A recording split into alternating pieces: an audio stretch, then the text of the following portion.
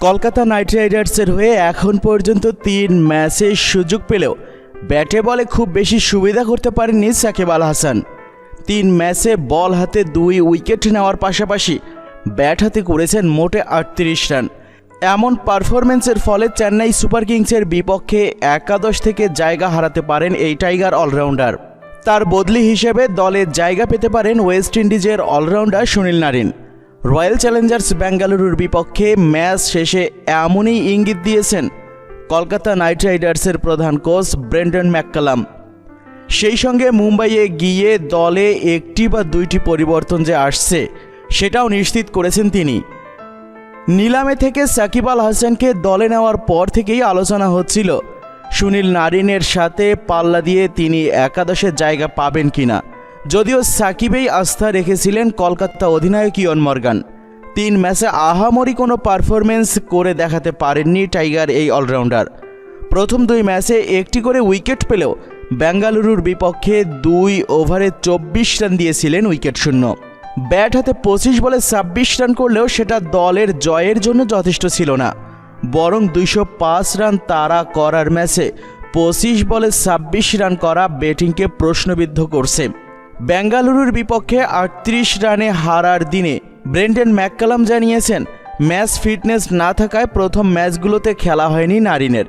বেঙ্গালুরুর বিপক্ষে একাদশে বিবেচনায় থাকলেও ব্যাটিংয়ের কারণে সাকিবকে বেছে নিয়েছিল। এই প্রসঙ্গে ম্যাককালাম বলেন, প্রথম ম্যাচের আগে সে আমাদের বিবেচনায় ছিল, তবে তার একটি চোট ছিল, এর ফলে সে শতভাগ ফিট ছিল না। সে আমাদের দলের বিবেচনায় রয়েছে। বেঙ্গালুরুর বিপক্ষেও সে ফেরার খুব কাছে ছিল, কিন্তু আমরা সাকিবকে বেছে নিয়েছি কারণ সে আমাদের জন্য ভালো করছে। সে ব্যাটিংয়ে আমাদের কাজে দিচ্ছে। এখনও পর্যন্ত টুর্নামেন্টে 3টি ম্যাচ খেললেও কলকাতার জয় মাত্র 1টি ম্যাচে।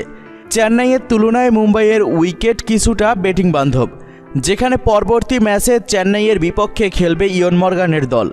মুম্বাই গেলে দলে 1টি বা 2টি পরিবর্তন আসবে বলে জানিয়েছেন ম্যাককালাম, যেখানে একাদশ থেকে জায়গা হারাতে পারেন সাকিব আল হাসান। কারণ প্রথম 3 ম্যাচে ভালো করতে না পারার সঙ্গে নারিনের ইনজুরি থেকে সেরে ওঠা, তাতে চেন্নাইয়ের বিপক্ষে নাও খেলতে দেখা যেতে পারে বাংলাদেশের এই তারকা অলরাউন্ডারকে। কেবল 1টি ম্যাচে জয় পেলেও এখনও টুর্নামেন্টে নিজেদের ভালো সুযোগ দেখছেন ম্যাককালাম। তিনি বলেন, 3 ম্যাচ পর একটা জিনিস বুঝেছি যে ছেলেরা ভালো করছে কিন্তু ফলাফল পাচ্ছে না। মুম্বাইয়ের অন্যরকম উইকেটের জন্য আমাদের নতুন কাউকে দরকার। আমরা সম্ভবত পরবর্তী খেলায় 1টি বা 2টি পরিবর্তন করার প্রত্যাশা করছি।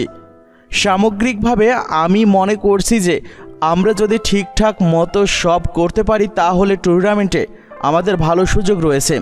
কিন্তু দর্শক মণ্ডলী, আপনাদের কাছ থেকে জানতে চাইব, আগামী ম্যাচে চেন্নাই সুপার কিংসের বিপক্ষে কলকাতা নাইট রাইডার্সের একাদশে আপনারা সাকিব আল হাসানকে আবারও দেখতে চান কি না আপনাদের মতামতটি জানিয়ে দিন ইউটিউব চ্যানেল মিক্সার ওয়ার্ল্ডকে।